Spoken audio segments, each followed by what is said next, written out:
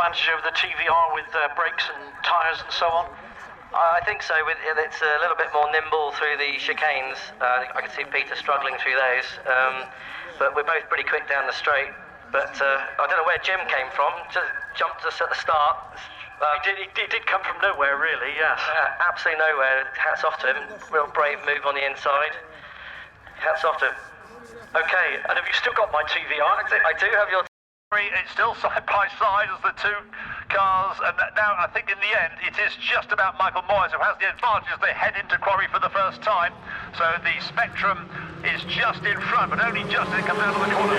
Moyes 40, and Moyes from 40 in third place is Luke Cooper in the red and white Swift. In fourth place is the first of the Fisher boys, and we've got a couple more of the Spectrums coming through, being led by the 44 car, which is David Vivian. No, that's a Swift, in fact, Vivian, the 14 car, thrown by the colour scheme there, looking.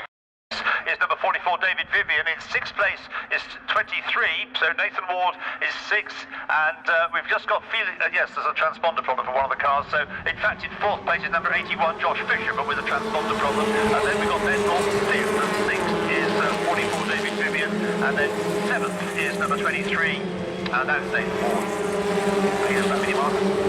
Yeah, indeed they are, and a hot pace out front, and Roger Orgy snapping at the gearbox of the leader, Michael Moyes, as they go down. I saw Michael's dad Pete this morning lurking in the paddock.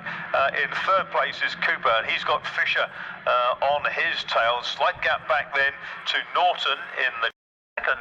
Orgy, Cooper, Norton, sorry, not Norton, Fisher are the leading four. Josh Fisher in fourth place, and Ben Norton is 5th, and 6th is David Vivian, 7th is Nathan Ward, and in 8th place is Ed Moore, making progress now. Ed Moore up to 8th place ahead of Felix Fisher. And in 20th is Jake Bowman, newcomer this year.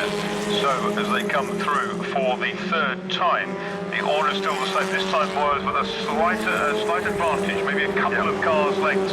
But look for number 6, that's Luke Cooper, who's closing them down.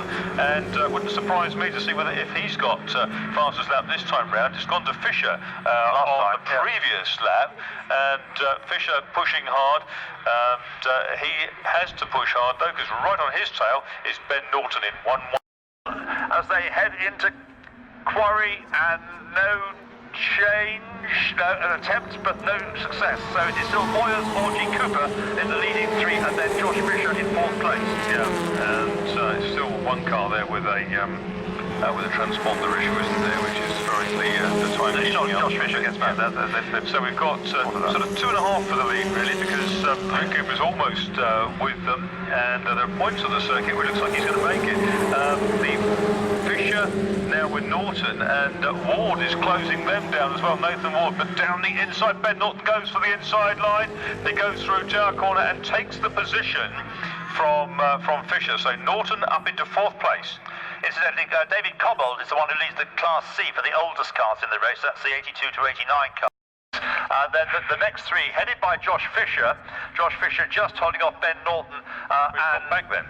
Oh, sorry, no, I'm wrong. Sorry, it is still Ben Norton just ahead now in 4th place of Josh Fisher. And then Nathan Ward, the third of that trio, fighting over 4th place. And in 7th place, leading the classes for the not quite up those old cars, is Class B number 44 David Vivian in the Swift SC92. So leaders nose to tail again, and Orgy's bridged the gap. It was 0.3 at the line. It's much closer than that now. Cooper's dropped back a little bit in 3rd place in at number 6. 111 is Norton. He's next up. There's a good tussle between Fisher and Ward. Yes, that's for Norton, Fisher and Ward are pretty close. Then we've got Ed Moore still 8th.